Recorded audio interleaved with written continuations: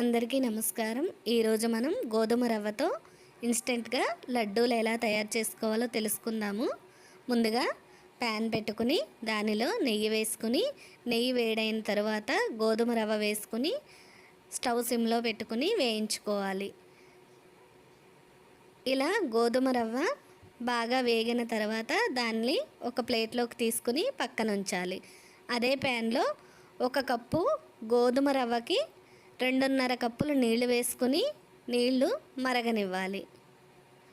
ఇలా మరిగిన నీటిలో ముందుగా వేయించి పెట్టుకున్న గోధుమ రవ్వని వేసుకుని కలుపుతూ ఉండాలి.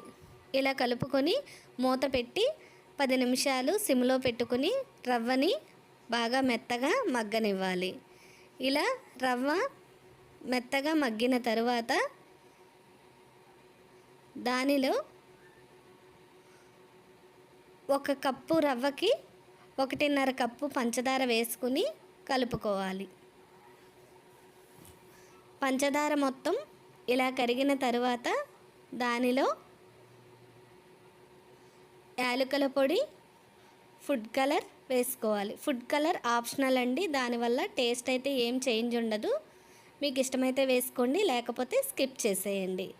ఇలా వేసుకుని కలుపుకుని మరలా ఒకసారి మూత పెట్టుకుని మొత్తం రవ్వ మగ్గిన తర్వాత దానిలో పుచ్చపప్పు, 2 స్పూన్ల నెయ్యి వేసుకుని మరి ఒకసారి బాగా కలుపుకోవాలి.